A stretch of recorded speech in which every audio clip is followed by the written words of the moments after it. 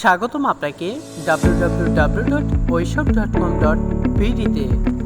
আজকে আমরা দেখাবো কিভাবে আপনি আপনার প্রোডাক্ট আপলোড করতে পারবেন ওইশপ মার্কেটপ্লেসে। আপনার প্রোফাইলটি ড্যাশবোর্ডে লগ ইন করে নেবেন। এরপরে 3 ডট বাটনে ক্লিক করে প্রোডাক্টে ক্লিক করবেন। আমাদের মার্কেটপ্লেসে ডিজিটাল এবং ফিজিক্যাল দুই ধরনেরই প্রোডাক্ট আপলোড করতে পারবেন। আমরা এখন প্রোডাক্ট আপলোড করব, প্রোডাক্টে ক্লিক করব, তারপরে অ্যাড নিউ প্রোডাক্টে ক্লিক করব। তারপর আপনাকে এইরকম পেজে নিয়ে আসবে। একটা কথা মাথায় রাখবেন, যে টাইটেলের উপরে এইরকম লাল কালারের স্টার দেখতে পারবেন তখনই বুঝে নেবেন সেটা আপনাকে পূরণ করতেই হবে। এছাড়া বাকি সব আপনাকে পূরণ করা লাগবে না। এটা আপনি করতেও পারেন আবার না করতেও পারেন। তো প্রোডাক্ট নামটা আমি এখান থেকে লিখে নিচ্ছি। আপনি আপনার মনের মতো একটা টাইটেল লিখে নেবেন।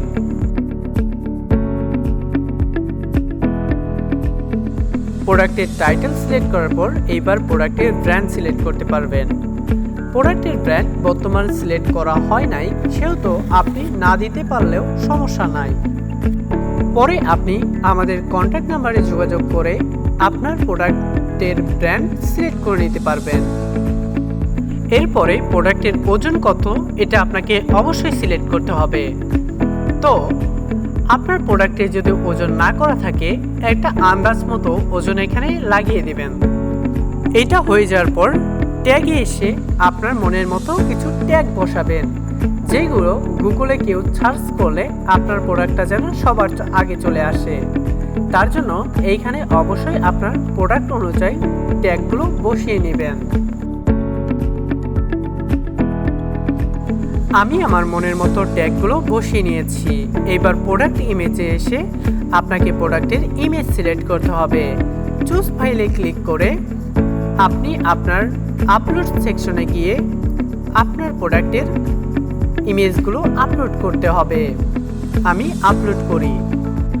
আপলোড করা হয়ে গেলে এইখান থেকে সিলেক্ট ফাইলে ক্লিক করবেন। তারপরে আপনার প্রোডাক্টে সিলেক্ট করুন। সিলেক্ট করা হয়ে গেলে অ্যাড ফাইলে ক্লিক করুন।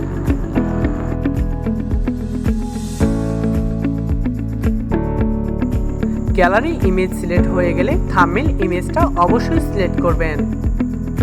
আপনার ঘড়িটির মেন ইমেজটি সিলেক্ট করে দেবেন।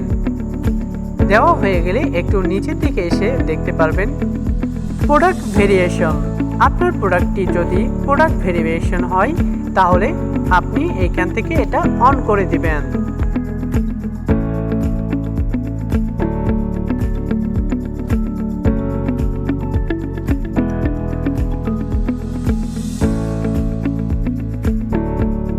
তারপর এইখান থেকে আপনার প্রোডাক্টটির কালার সিলেক্ট করে দেবেন।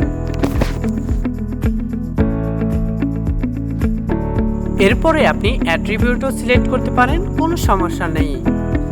যদি আপনার অ্যাট্রিবিউট লাগে তাহলে অ্যাট্রিবিউটও সিলেক্ট করে নেবেন। এরপর চলে আসুন ইউনিট প্রাইসটাতে। আপনার প্রোডাক্টের প্রাইস কত এইখান থেকে বসে দিবেন। যেটা অরিজিনাল প্রাইস সেটা এখানে বসাবেন।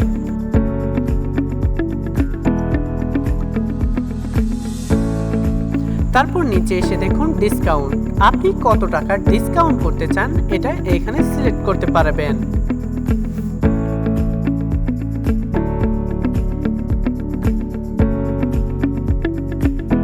অথবা এইখান থেকে পার্সেন্টও আপনি সিলেক্ট করতে পারেন।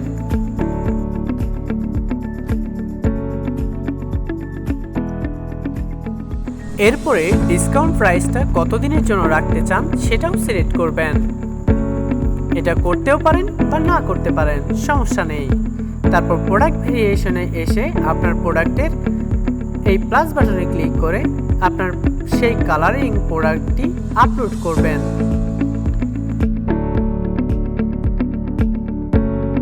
যদি প্রোডাক্টের এককটার একক দাম হয়ে থাকে তাহলে সেই প্রাইসটা এখানে লিখে দিবেন।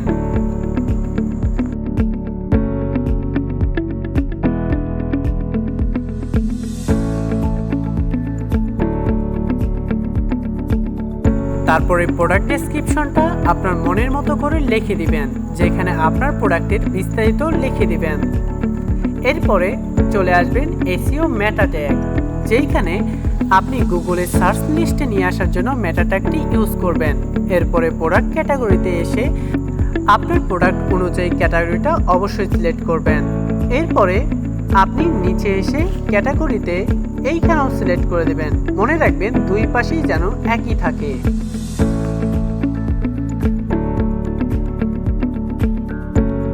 এরপরে নিচে এসে আপনি শিপিং চার্জ অ্যাড করতে পারবেন, শিপিং ফ্রি রাখতে পারবেন, অথবা আপনি একটা প্রোডাক্টের জন্য কত টাকা ডেলিভারি চার্জ নিতে চান সেটাও এখান থেকে সিলেক্ট করতে পারবেন।